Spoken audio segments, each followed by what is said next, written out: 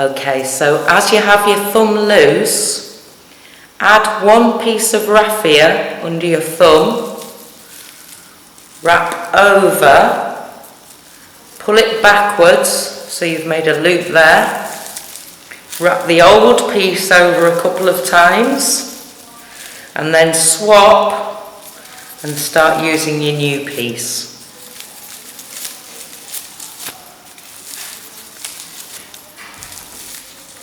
And then again, if you want to stop making your rope, make 2 loops with the raffia and tie a normal bow, just like you're tying your shoelaces.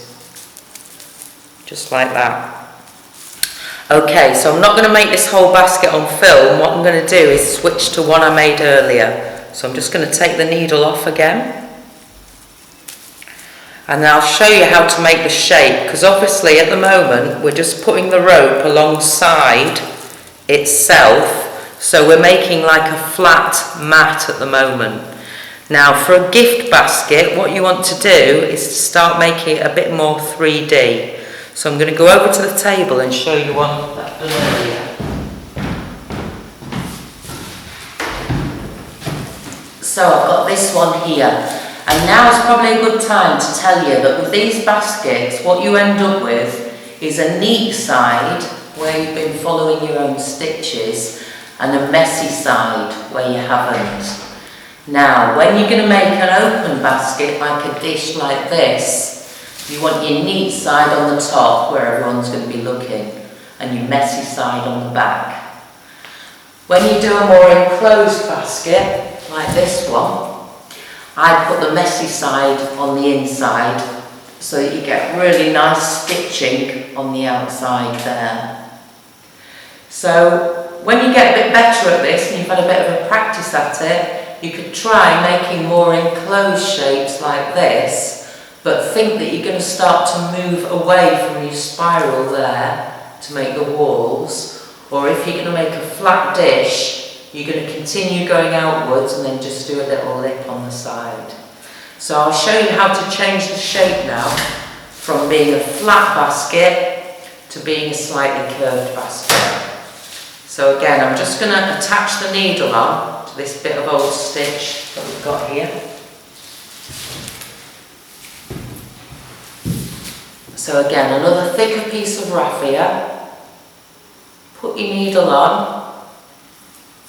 Tie one loose knot there. On the other end, tie a strong knot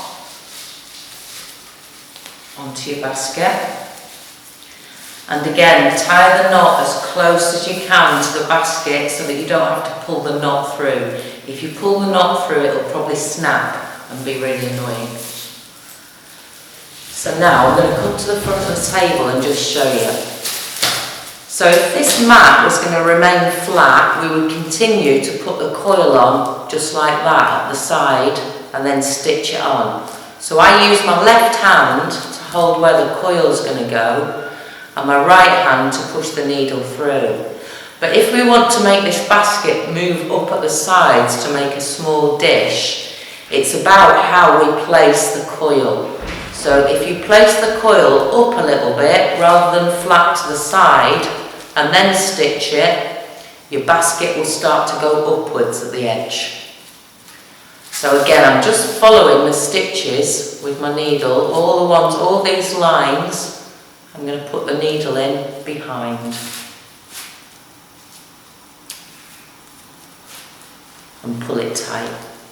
And you can see, you can do it very gradually. If you gradually bend the coil up, you'll get a gentle slope, like this one. If, for example, you wanted to make a straight edge, a more pronounced edge, like this one, you would put the coil directly on top of your basket. So, I can show you this, but the best way for you to learn about this part is to have a little play with it and see what you can manage. So as I'm stitching the needle, you'll see that we start to get a little edge all the way around this basket. Now sometimes your stitches might be a bit wide apart. as you're doing this job. So it might be an idea to put an extra line of stitches in, which is what I'm going to do with this one. Just to make it a bit stronger so we haven't got any big gaps.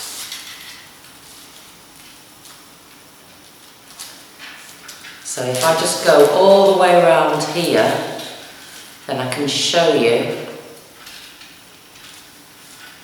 how to follow those lines. Now I'm just going to show it to the camera a bit closer. So you can see here, as I've started to lift up the rope, you can see the basket is gradually turning upwards. So as I go round, it will go higher and higher like this, look. And also you can see here where I've put in an extra stitch just because there's a bit of a large gap between the coils. So putting an extra stitch in just gives it a bit of extra strength there. Okay, so what we do is just carry on stitching, carry on adding more bits of raffia, carry on stitching in your rope until you're happy with the size and shape that you've got.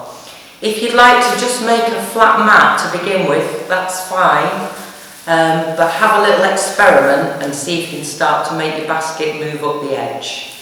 So remember, these lines are the construction stitches, and remember to think about what shape basket you're using, so you make sure you get your neat side either on top if you're making a dish, or on the bottom if you're making more of a bowl like this one.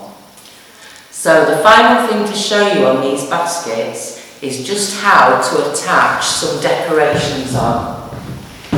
So on mine, I like to show a little bit of the material that we've been using.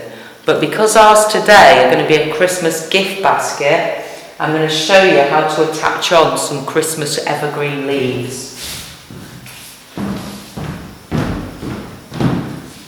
So again, with this, it's just about your imagination. It's about what you would like the basket to look like. So you could stick anything outside. You might use little cones.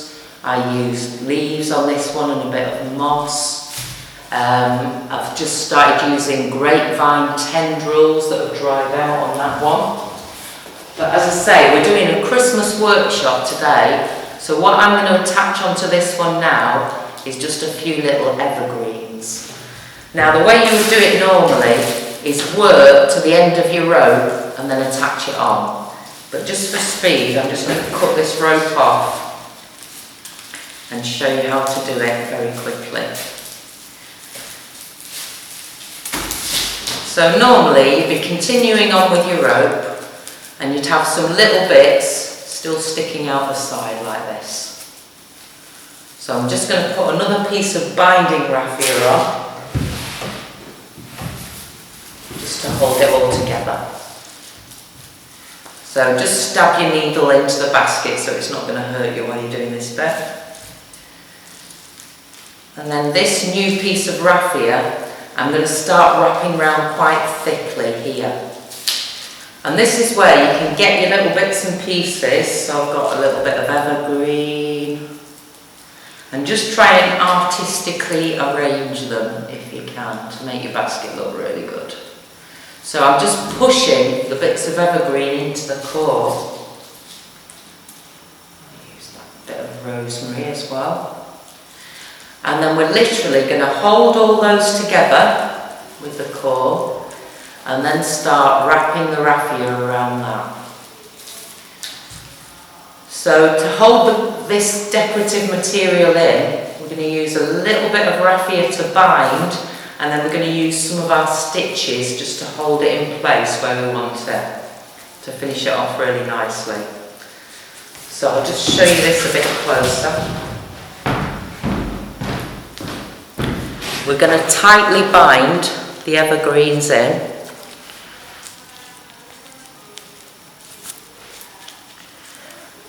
And then when we're happy that they're nicely anchored in where we want them, just do a little bit of extra binding here, just to make it more strong. And then again, we're going to just tie a knot. So make a loop on one side, a loop on the other side, and then tie those together.